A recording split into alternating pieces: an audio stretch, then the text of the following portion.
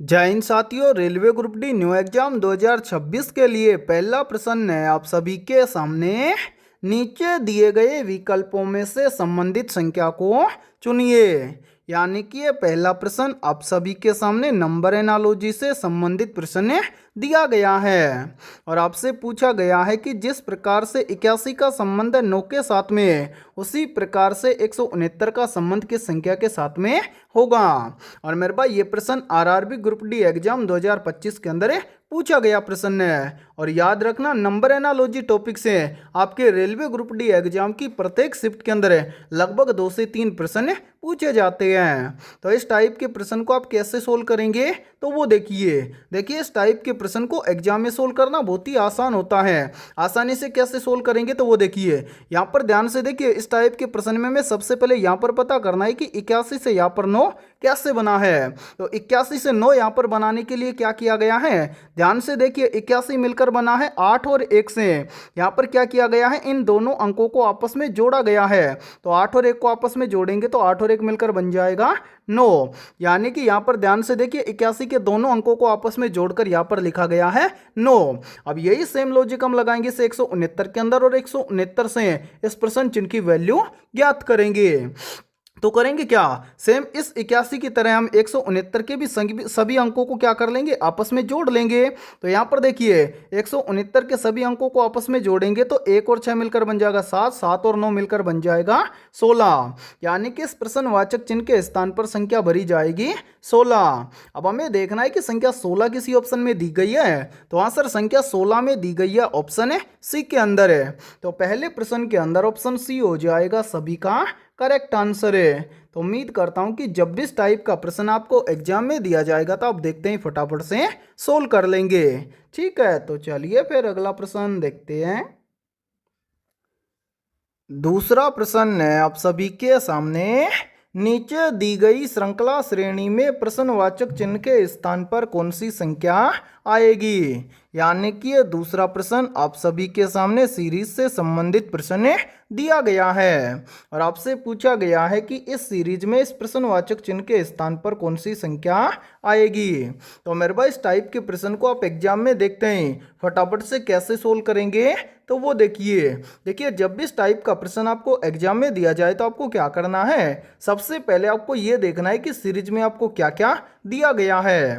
तो यहाँ पर ध्यान से देखिए सीरीज में हमें सबसे पहले दिया गया है 5, 5 के बाद में दिया गया है 10, 10 के बाद में दिया गया है 8, 8 के बाद में दिया गया है 32, 32 के बाद में दिया गया है 30, 30 के बाद में दिया गया है 180 और 180 के बाद में पूछा गया है कि इस प्रश्नवाचक चिन्ह के स्थान पर कौन सी संख्या आएगी। तो ध्यान से समझिए सीरीज वाले प्रश्न को किस प्रकार से सोल्व किया गया है। यहाँ पर देखिए सीरीज में सबसे पहले 5 से कितना बन रहा है 10, 5 से 10 कैसे बनेगा। तो ध्यान से देखिए यदि हम 5 का क्या कर दें, दोगुना कर दें तो 5 का दोगुना करेंगे तो बन जाएगा 10। फिर देखिए 10 से कितना बन रहा है 8, तो यहाँ पर 10 से 8 कैसे बनेगा। तो यहाँ पर देखिए यदि हम 10 में से क्या कर दें 2 को घटा दें तो यहाँ पर बन जाएगा 8। फिर देखिए 8 से कितना बन रहा है 32, 8 से 32 कैसे बनेगा। तो यहाँ पर देखिए यदि हम 8 का क्या कर दें 4 गुना कर दें तो यहाँ पर बन जाएगा 8 चौक 32। फिर देखिए 32 से कितना बन रहा है 30, 32 से 30 कैसे बनेगा। तो यहाँ पर देखिए यदि हम 32 का क्या कर दें यानी कि 32 में से -2 कर देंगे तो यहाँ पर बन जाएगा 30। अब इसी प्रकार आगे देखिए 30 से कितना बन रहा है 180, तो 30 से 180 कैसे बनेगा। तो यहाँ पर देखिए यदि हम 30 का क्या कर दें 6 गुना कर दें तो यहाँ पर बन जाएगा 30 छिके 180। अब इसी प्रकार हमसे पूछा गया है कि 180 से इस प्रश्नवाचक चिन्ह के स्थान पर कौन सी संख्या आएगी। तो मेरे भाई प्रश्न चिन्ह की वैल्यू ज्ञात करने से पहले नीचे जितनी भी संख्याएं आई हैं इन सभी संख्याओं को ध्यान से देखिए और पता लगाइए यहाँ पर क्या हुआ है। तो यहाँ पर देखिए सबसे पहले क्या हुआ 2 गुना, उसके बाद में क्या हुआ -2, फिर उसके बाद में क्या हुआ 4 गुना, उसके बाद में क्या हुआ -2, फिर उसके बाद में क्या हुआ है यानी कि 6 गुना। तो अब क्या हो जाएगा यहाँ पर 6 गुना के बाद में हो जाएगा -2, यानी कि 2 गुना -2, 4 गुना -2, 6 गुना अब हो जाएगा यहाँ पर -2। यानी कि यहाँ पर मेरे भाई ध्यान से देखिए यदि हम 180 में से -2 कर देंगे तो प्रश्न चिन्ह की वैल्यू हमें ज्ञात हो जाएगी। तो यहाँ पर ध्यान से देखिए यहाँ पर हम क्या करेंगे 180 में से -2 करेंगे तो यहाँ पर बच जाएगा 108। 178 है, यानी कि इस प्रश्नवाचक चिन्ह के स्थान पर संख्या भरी जाएगी 178 है। अब हमें देखना है कि संख्या 178 किसी ऑप्शन में दी गई है, तो आंसर है संख्या 178 में दी गई है ऑप्शन ए के अंदर है, तो दूसरे प्रश्न के अंदर ऑप्शन ए हो जाएगा सभी का करेक्ट आंसर है।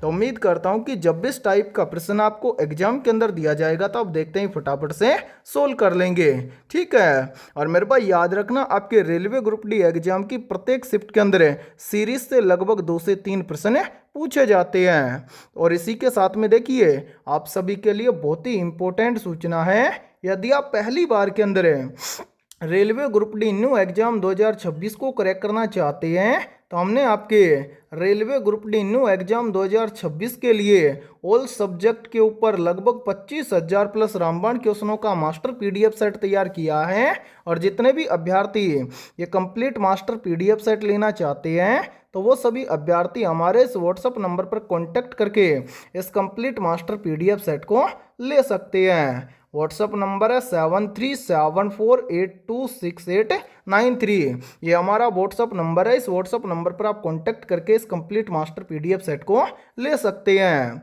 और मेरे भाई इस कंप्लीट मास्टर पीडीएफ सेट की प्राइस हमने रखी है मात्र और मात्र 99 रुपये, यानी कि कंप्लीट मास्टर पीडीएफ सेट आपको मिलने वाला है मात्र और मात्र 99 रुपये की फीस के अंदर है। और इस कंप्लीट मास्टर पीडीएफ सेट के अलावा आपको पूरे 15 प्रैक्टिस सेट भी बिल्कुल फ्री के अंदर मिलने वाले हैं। और मैं आप सभी को एक गारंटी के साथ में बोल रहा हूं, आपके पास जितना भी समय बचा हुआ है उस बचे हुए समय के अंदर यदि आप इस कंप्लीट मास्टर पीडीएफ सेट को अच्छे से तैयार कर लेते हैं, तो आप पहली बार के अंदर railway group D new exam 2026 को क्रैक कर जाएंगे।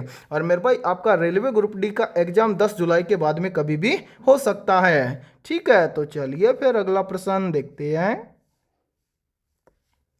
तीसरा प्रश्न है आप सभी के सामने, निम्न विकल्पों में से असंगत विकल्प का चयन करें।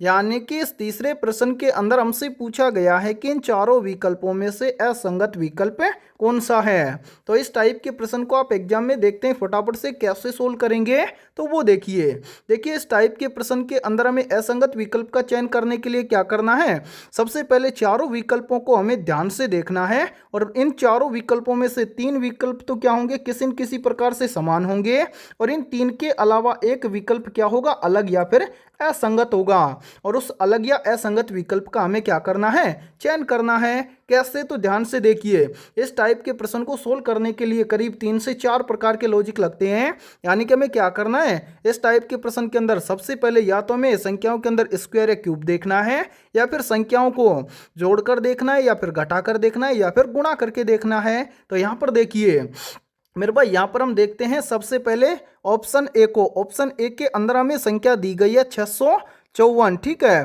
तो यहाँ पर देखिए 654 के अंदर यहाँ पर सबसे पहले 6 से 5 बनेगा कैसे, -1 करने से, और 5 से 4 बनेगा कैसे, -1 करने से। यानी कि सबसे पहले 6 में से 1 चला जाएगा, कितना बचेगा 5, 5 में से 1 चला जाएगा, कितना बचेगा 4, यानी कि यहाँ पर हुआ है -1। इसी प्रकार से हम देखेंगे ऑप्शन बी के अंदर, ठीक है। ऑप्शन बी के अंदर संख्या दी गई है 876। तो मेरे भाई ध्यान से देखिए 876 के अंदर 8 से 7 बनेगा कैसे, -1 करने पर, और 7 से 6 बनेगा -1 करने पर, यानी कि 8 में से 1 चला जाएगा 7 बचेगा, 7 में से 1 चला जाएगा तो 6 बचेगा। यानी कि यहाँ पर भी क्या हुआ है, -1 हुआ है। अब इसी प्रकार से हम देखेंगे ऑप्शन सी को। तो ऑप्शन सी के अंदर भी आप ध्यान से देखिए, ऑप्शन सी के अंदर हमें संख्या दी गई है 345 है। तो यहाँ पर ध्यान से देखिए 345 के अंदर 3 से 4 बनेगा कैसे, +1 करने से, 4 से 5 बनेगा कैसे, +1 करने से। यानी कि 3 के अंदर +1 कर देंगे तो बन जाएगा 4, 4 के अंदर +1 कर देंगे तो बन जाएगा 5। यानी कि यहाँ पर क्या हुआ है, +1 हुआ है। अब इसी प्रकार से हम क्या करेंगे, ऑप्शन डी को भी देखेंगे। ऑप्शन डी के अंदर हमें संख्या दी गई है 321 है। तो 321 के अंदर यहाँ पर देखिए 3 से 2 बनेगा कैसे, -1 करने से, और 2 से 1 बनेगा कैसे, -1 करने से, यानी कि 3 में से 1 चला जाएगा तो 2 बन जाएगा, 2 में से 1 चला जाएगा तो 1 बन जाएगा। यानी कि यहाँ पर ध्यान से देखिए, यानी कि ऑप्शन ए, ऑप्शन बी और ऑप्शन डी, इन तीनों विकल्प के अंदर तो क्या हो रहा है, -1 हो रहा है, जबकि ऑप्शन सी के अंदर क्या हो रहा है, +1 हो रहा है। तो ए, बी, सी और डी ये तीनों तो क्या है, समान है, और जो ऑप्शन सी है ये क्या है, असंगत या फिर अलग है। हमसे पूछा गया था कि असंगत विकल्प का चयन करें, तो असंगत विकल्प हो जाएगा ऑप्शन सी। तो उम्मीद करता हूं कि ये तीसरा प्रश्न भी आपको अच्छे से क्लियर हो गया होगा। और जब भी इस टाइप का प्रश्न आपको एग्जाम में दिया जाएगा तो आप फटाफट से सोल्व कर लेंगे। और मेरे भाई याद रखना, आपके रेलवे ग्रुप डी एग्जाम की प्रत्येक शिफ्ट के अंदर इस टाइप के लगभग 2 से 3 प्रश्न पूछे जाएंगे। ठीक है, तो चलिए फिर अगला प्रश्न देखते हैं। चौथा प्रश्न है आप सभी के सामने, दिए गए पैटर्न को ध्यान से पढ़िए और उस संख्या का चयन कीजिए जो उसमें प्रश्न चिन्ह को प्रतिस्थापित कर सकती है। यानी कि ये चौथा प्रश्न आप सभी के सामने मिसिंग नंबर से संबंधित प्रश्न दिया गया है और आपसे पूछा गया है कि इस आकृति में इस प्रश्नवाचक चिन्ह के स्थान पर कौन सी संख्या आएगी। तो मेरे भाई इस टाइप के प्रश्न को हम 2 तरीके से सोल्व करते हैं। कैसे, या तो हम इस प्रश्न को सोल्व करते हैं कैसे, आमने सामने की संख्याओं को देखकर, या फिर इस प्रश्न को या इस टाइप के प्रश्न को हम सोल्व करते हैं सीरीज टाइप से। तो यहाँ पर इस प्रश्न को किस प्रकार से सोल्व किया गया है तो वो समझिए। यहाँ पर ध्यान से देखिए, इस प्रश्न को सोल्व किया गया है सीरीज वाले मेथड के आधार पर। कैसे, ध्यान से देखिए, यहाँ पर देखिए 4 से कितना बन रहा है, 4, 4 से 4 कैसे बनेगा। तो यहाँ पर देखिए, यदि हम 4 का क्या कर दें, 1 गुना कर दें तो यहाँ पर बन जाएगा 4 एकम 4। फिर इसी प्रकार से आगे देखिए, 4 से कितना बन रहा है, 8 है, 4 से 8 कैसे बनेगा। तो यहाँ पर देखिए, यदि हम 4 का क्या कर दें, 2 गुना तो बन जाएगा 4 दूना के 8 है। फिर इसी प्रकार से आगे देखिए, 8 से कितना बन रहा है, 24 है, 8 से 24 कैसे बन रहा है, ध्यान से देखिए, यदि हम 8 का क्या कर दें, 3 गुना कर दें तो बन जाएगा 8 3 24 है। फिर देखिए 24 से कितना बन रहा है, 96, तो 24 से 96 कैसे बनेगा। तो यहाँ पर देखिए, यदि हम 24 का क्या कर दें, 4 गुना कर दें तो बन जाएगा 24 चौके 96। अब इसी प्रकार से 96 से आगे आपसे पूछा गया है कि इस प्रश्नवाचक चिन्ह के स्थान पर कौन सी संख्या आएगी। तो मेरे भाई प्रश्न चिन्ह की वैल्यू ज्ञात करने से पहले यहाँ पर जितनी भी संख्याएं आई हैं इन सभी संख्याओं को ध्यान से देखिए और पता लगाइए यहाँ पर क्या हुआ है। तो ध्यान से देखिए, सबसे पहले क्या हुआ, 1 गुना, उसके बाद में 2 गुना, उसके बाद में 3 गुना, उसके बाद में 4 गुना। तो अब यहाँ पर 96 से अगली संख्या निकालने के लिए यहाँ पर हम 96 का क्या कर देंगे, 5 गुना। तो यहाँ पर देखिए 96 का 5 गुना करेंगे तो 96 का 5 गुना बनता है 480, यानी कि इस प्रश्नवाचक चिन्ह के स्थान पर संख्या भरी जाएगी 480। अब हमें देखना है कि संख्या 480 किसी ऑप्शन में दी गई है, तो वहाँ से संख्या 480 हमें दी गई है ऑप्शन बी के अंदर है। तो चौथे प्रश्न के अंदर ऑप्शन बी हो जाएगा सभी का करेक्ट आंसर है। तो उम्मीद करता हूं कि जब भी इस टाइप का प्रश्न आपको एग्जाम में दिया जाएगा तो आप फटाफट से सोल्व कर लेंगे। ठीक है, तो चलिए फिर अगला प्रश्न देखते हैं। 5वां प्रश्न है आप सभी के सामने, एक महिला 80 मिनट तक 20 मीटर पर मिनट की चाल से और 70 मिनट तक 50 मीटर पर मिनट की चाल से यात्रा करती है, उसकी औसत चाल मीटर पर मिनट में ज्ञात कीजिए। तो मेरे भाई इस टाइप के प्रश्न को आप एग्जाम में देखते हैं फटाफट से कैसे सोल्व करेंगे तो वो देखिए इस टाइप के प्रश्न को एग्जाम में हम आसानी से सोल्व कर सकते हैं। कैसे, तो ध्यान से देखिए, यहाँ पर हमसे पूछा गया है औसत चाल। तो मेरे भाई औसत चाल ज्ञात करने के लिए आपको औसत चाल का फॉर्मूला याद होना चाहिए। तो औसत चाल का फॉर्मूला होता है औसत चाल बराबर कुल दूरी बटे कुल समय। ठीक है, तो यहाँ पर हमसे पूछा गया है औसत चाल, तो यहाँ पर मैं लिख देता हूँ औसत चाल। ठीक है, यहाँ पर निकालना है औसत चाल। तो यहाँ पर आप ध्यान से समझिए, जब भी इस टाइप के प्रश्न को आप समझ जाएंगे तो फटाफट से सोल्व कर लेंगे। औसत चाल का फॉर्मूला होता है कुल दूरी बटे कुल समय। अब कुल दूरी कितनी है, तो यहाँ पर देखिए, यहाँ पर बोला गया है 20 मीटर पर मिनट, यानी कि 1 मिनट में, यानी कि 1 मिनट में वो 20 मीटर चलता है, तो पहली बार में वो चलता है 80 मिनट तक। तो यहाँ पर देखिए 80 गुणा में हम क्या कर देंगे, 20 कर देंगे। उसके बाद में मेरे भाई यहाँ पर देखिए 2 बार चल रहा है तो दोनों क्या करेंगे, दोनों दूरी हम जोड़ लेंगे। उसके बाद में 70 मिनट तक चलता है, 50 मीटर पर मिनट के हिसाब से। यानी कि यहाँ पर हम कर देंगे 70 मिनट तक चलेगा, तो 1 मिनट में कितना चल रहा है, यहाँ पर चल रहा है 50 मीटर। ठीक है, अब उसके बाद में यहाँ पर बटे में क्या है, कुल समय। कुल समय कितना है, तो यहाँ पर मैं कलर चेंज करता हूँ ताकि आपको समझने में कोई भी प्रॉब्लम ना आए।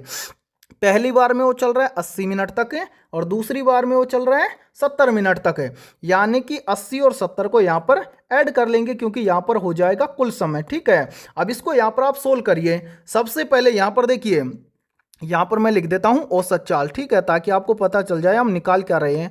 औसत चाल बराबर, यहाँ पर देखिए इसको सोल्व करेंगे तो 80 गुणा में 20 करेंगे तो यहाँ पर 8 दूनी 16, यानी कि 80 गुणा 20 करेंगे तो यहाँ पर हो जाएगा 1600। ठीक है, उसके बाद में प्लस से फिर मेरे भाई यहाँ पर 70 और 50 को आपस में गुणा करेंगे तो यहाँ पर हो जाएगा 7 पंजे 35, यानी कि 70 और 50 को आपस में मल्टीप्लाई करेंगे तो यहाँ पर आ जाएगा 3500। उसके बटा में कितना है, 80 और 70 को आपस में जोड़ लेंगे तो ये आ जाएगा 150। ठीक है, अब यहाँ पर इसको सोल्व करेंगे तो ध्यान से देखिए मेरे भाई, यहाँ पर देखिए, यहाँ पर 1600 और 3500 को यहाँ पर ऐड कर लेंगे तो यहाँ पर आ जाएगा 5100। ठीक है, बटा में कितना दिया गया है, 150। अब यहाँ पर इसको सोल्व करेंगे तो ये कट जाएगा, 0 से 0 कट जाएगा। उसके बाद में ऊपर बच गया 510 और नीचे बच गया 15, तो ये कट जाएगा 15 एकम 15, और ये कट जाएगा 34 गुणा में 15 करेंगे, यानी कि 34 बार कट जाएगा। 34 गुणा 15 करेंगे तो यहाँ पर आ जाएगा 510। ठीक है, अब यहाँ पर हमसे क्या निकला है, 34 निकला है, यानी कि औसत चाल हमसे पूछ रहा है। तो यहाँ पर देखिए मेरे भाई, औसत चाल हो जाएगा 34, पूछ रहा है किसके अंदर, मीटर प्रति मिनट के अंदर, तो हो जाएगा मीटर प्रति मिनट। ठीक है मेरे भाई, यानी कि उसकी औसत चाल आ जाएगी 34 मीटर पर मिनट। अब हमें देखना है कि 34 मीटर पर मिनट किसी ऑप्शन में दिया गया है, तो हाँ सर 34 मीटर पर मिनट हमें दिया गया है ऑप्शन ए के अंदर। तो 5वें प्रश्न के अंदर ऑप्शन ए हो जाएगा सभी का करेक्ट आंसर है। तो उम्मीद करता हूं कि जब भी इस टाइप का प्रश्न आपको एग्जाम में दिया जाएगा तो फटाफट से सोल्व कर लेंगे। ठीक है, तो चलिए फिर अगला प्रश्न देखते हैं। छठा प्रश्न है आप सभी के सामने, शरीर की रक्षक कोशिका किसे कहा जाता है। ऑप्शन ए है हीमोग्लोबिन को, ऑप्शन बी है ब्लड प्लेटलेट्स को, ऑप्शन सी है आरबीसी को, और ऑप्शन डी है डब्ल्यूबीसी को। तो यहाँ पर देखिए इन चारों में से करेक्ट आंसर हो जाएगा सभी का ऑप्शन है डी, शरीर की रक्षक कोशिका कहा जाता है डब्ल्यूबीसी को। तो छठे प्रश्न के अंदर करेक्ट आंसर हो जाएगा सभी का ऑप्शन है डी।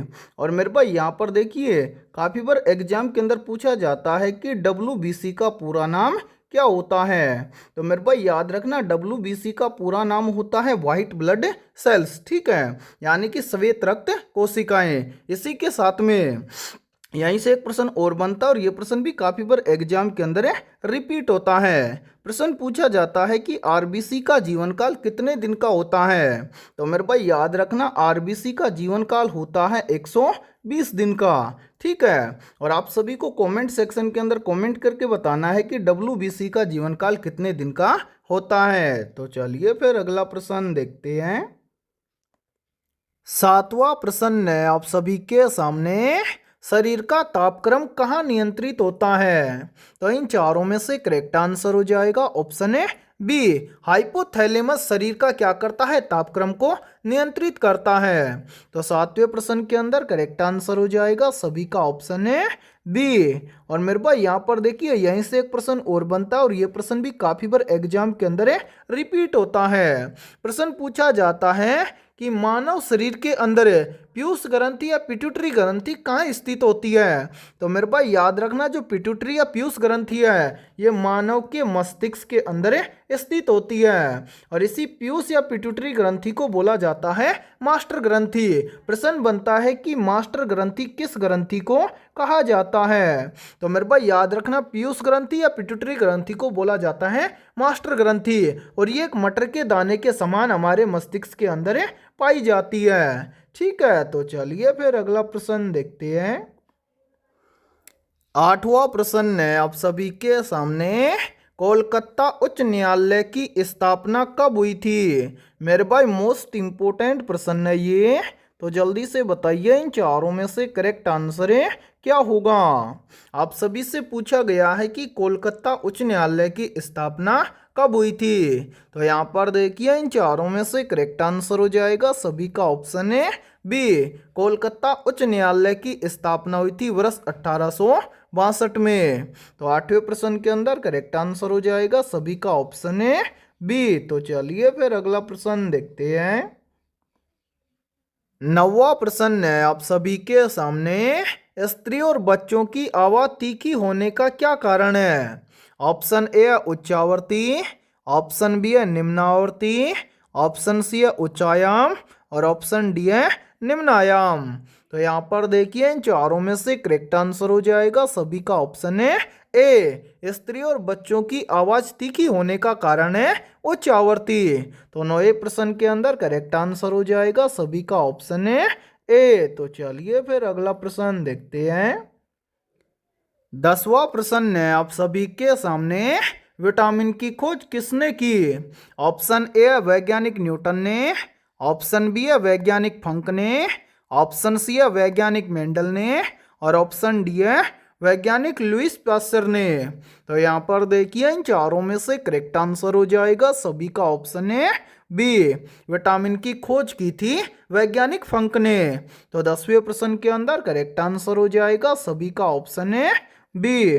और मेरे भाई यहाँ पर देखिए यदि आप ऐसे ही शानदार क्वेश्चनों का मास्टर पीडीएफ सेट लेना चाहते हैं तो हमने आपके यूपी होमगार्ड एग्जाम 2026 के लिए लगभग 21,000 प्लस रामबाण क्वेश्चनों का मास्टर पीडीएफ सेट तैयार किया है। और जो भी अभ्यर्थी कंप्लीट मास्टर पीडीएफ सेट लेना चाहता है वो सभी अभ्यर्थी हमारे इस व्हाट्सएप नंबर पर कांटेक्ट करके ले सकते हैं। व्हाट्सएप नंबर है 7374826893। ये हमारा व्हाट्सएप नंबर है। इस व्हाट्सएप नंबर पर आप कांटेक्ट करके इस कंप्लीट मास्टर पीडीएफ सेट को ले सकते हैं। और मेरे भाई इस कंप्लीट मास्टर पीडीएफ सेट की प्राइस हमने रखी है मात्र और मात्र 51 रुपये। यानी कि मात्र और मात्र 51 रुपये की फीस के अंदर आपको एक कंप्लीट मास्टर पीडीएफ सेट मिलने वाला है। और मैं आप सभी को एक गारंटी के साथ में बोल रहा हूं, यदि आप एग्जाम से पहले इन 21,000 क्वेश्चनों को अच्छे से तैयार कर लेते हैं तो ज़्यादातर क्वेश्चन आपको एग्जाम के अंदर इसी मास्टर पीडीएफ सेट से देखने को मिलेंगे। ठीक है, तो चलिए फिर अगला प्रश्न देखते हैं। 11वां प्रश्न है आप सभी के सामने। निम्नलिखित में से किस पार्टी ने बंगाल विभाजन के कदम का समर्थन किया था। ऑप्शन ए गदर पार्टी ने, ऑप्शन बी है फॉरवर्ड ब्लॉक पार्टी ने, ऑप्शन सी है all India Muslim league party ने और ऑप्शन डी है भारतीय कम्युनिस्ट पार्टी ने। तो यहाँ पर देखिए इन चारों में से करेक्ट आंसर हो जाएगा सभी का ऑप्शन है सी। यानी कि इन सभी में से all India Muslim league party ने बंगाल के विभाजन के कदम का समर्थन किया था। तो 11वें प्रश्न के अंदर करेक्ट आंसर हो जाएगा सभी का ऑप्शन है सी। तो चलिए फिर अगला प्रश्न देखते हैं। 12वां प्रश्न है आप सभी के सामने। दांडी मार्च कब शुरू हुआ था। या फिर इस प्रश्न को एग्जाम में ऐसे भी पूछ लिया जाता है कि दांडी मार्च यात्रा कब शुरू हुई थी। तो यहाँ पर देखिए इन चारों में से करेक्ट आंसर हो जाएगा सभी का ऑप्शन है बी। दांडी मार्च शुरू हुआ था वर्ष 1930 में। तो 12वें प्रश्न के अंदर करेक्ट आंसर हो जाएगा सभी का ऑप्शन है बी। तो चलिए फिर अगला प्रश्न देखते हैं। 13वां प्रश्न है आप सभी के सामने। उत्तर प्रदेश में पंचायती राज व्यवस्था कब लागू हुई थी। या फिर देखिए इसी प्रश्न को एग्जाम के अंदर घुमाकर ऐसे भी पूछ लिया जाता है। प्रश्न पूछा जाता है कि उत्तर प्रदेश राज्य में पंचायती राज व्यवस्था या पंचायत राज व्यवस्था किस वर्ष में लागू हुई थी। तो यहाँ पर देखिए इन चारों में से करेक्ट आंसर हो जाएगा सभी का ऑप्शन है बी। उत्तर प्रदेश में पंचायत राज व्यवस्था लागू हुई थी वर्ष 1949 में। तो 13वें प्रश्न के अंदर करेक्ट आंसर हो जाएगा सभी का ऑप्शन है बी। तो चलिए फिर अगला प्रश्न देखते हैं। 14वां प्रश्न है आप सभी के सामने। मेजर ध्यानचंद खेल रत्न पुरस्कार की शुरुआत कब हुई थी। मेरे भाई मोस्ट इंपोर्टेंट प्रश्न है ये। और इस प्रश्न पर आप स्टार जरूर लगा लेना क्योंकि ये प्रश्न आपके होमगार्ड एग्जाम के अंदर जरूर पूछा जाएगा। तो यहाँ पर देखिए इन चारों में से करेक्ट आंसर हो जाएगा सभी का ऑप्शन है बी। मेजर ध्यानचंद खेल रत्न पुरस्कार की शुरुआत हुई थी वर्ष 1991 और 92 के अंदर है। ठीक है, तो 14वें प्रश्न के अंदर करेक्ट आंसर हो जाएगा सभी का ऑप्शन है बी। और मेरे भाई याद रखना, काफी बार एग्जाम के अंदर एक प्रश्न पूछा जाता है कि हॉकी का जादूगर किसे कहा जाता है। तो मेरे भाई याद रखना, हॉकी का जादूगर कहा जाता है मेजर ध्यानचंद को। ठीक है, तो चलिए फिर अगला प्रश्न देखते हैं। 15वां प्रश्न है आप सभी के सामने, भारत की पहली महिला शासिका कौन थी। तो यहाँ पर देखिए इन चारों में से करेक्ट आंसर हो जाएगा सभी का ऑप्शन है डी। भारत की पहली महिला शासिका थी रजिया सुल्तान। तो मेरे भाई 15वें प्रश्न के अंदर करेक्ट आंसर हो जाएगा सभी का ऑप्शन है डी। तो आज की इस क्लास के अंदर इतना ही। यदि ये क्लास आपको पसंद आई है तो जल्दी से एक बार इस क्लास को लाइक कर दीजिए। और यदि आप हमारे इस YouTube चैनल से पहली बार जुड़े हैं तो इस YouTube चैनल को कर लीजिए सब्सक्राइब और बेल आइकन को प्रेस करना, ताकि ऐसी शानदार क्लास का नोटिफिकेशन आपको सबसे पहले देखने को मिले। फिर मिलते हैं ऐसे ही बेहतरीन और शानदार क्वेश्चनों के साथ सुबह 7 बजे। ठीक है।